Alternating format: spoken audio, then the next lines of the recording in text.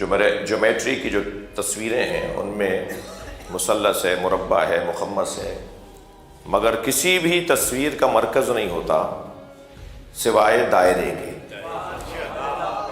Geometry میں ایک تصویر ہے، شکل ہے دائرہ، مثلث کا مرکز نہیں ہوتا، مربع کا بھی مرکز نہیں ہوتا، مخمس کا بھی مرکز نہیں ہوتا جی، اور اگر ہوتا ہے تو صرف دائرے کا مرکز ہوتا ہے۔ اچھا، مرکز ان کا کیوں نہیں ہوتا؟ اس لیے کہ مرکز کی اولین شرط یہ ہے کہ اس کا فاصلہ سب سے برابر ہو، ورنہ وہ مرکز کیا ہوا؟ اگر جیومیٹری سے ہی معاشرتی علوم کی طرف چلے جائیں، سماجیات کی طرف چلے جائیں جیومیٹری کی ان شکلوں سے، تو ایک پیغام یہ بھی ہے کہ اگر کسی کو قیادت کا شوق ہے، اگر کسی کو رہنمائی کا ذوق ہے، اگر کوئی قوم کی رہنمائی اور ملت کی خدمت کرنا چاہتا ہے تو اس کا دل بڑا ہونا چاہیے، سب کو اپنا سمجھتا ہو۔ اگر وہ خود ہی فرقہ واریت کا شکار ہو رہا ہو، صلوات پڑھ لیں محمد وآلہ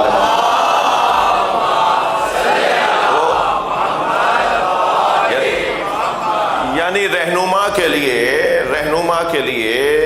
رہبریت کے لیے، قیادت کے لیے، رہنمائی کے لیے بنیادی شرطوں میں سے ایک شرط یہ ہے کہ وہ سب کو اپنا سمجھتا ہو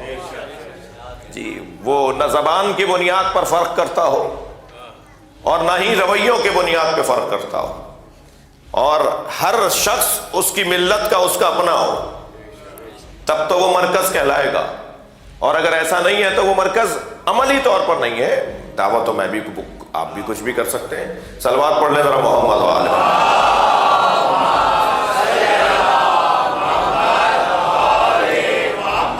جو میں نے کہا ہے اللہ کرے وہی سمجھا گیا ہو،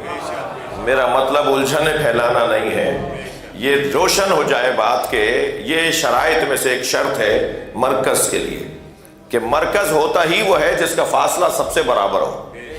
اگر کسی سے کم اور کسی سے زیادہ فاصلہ ہو تو وہ مرکز نہیں ہے،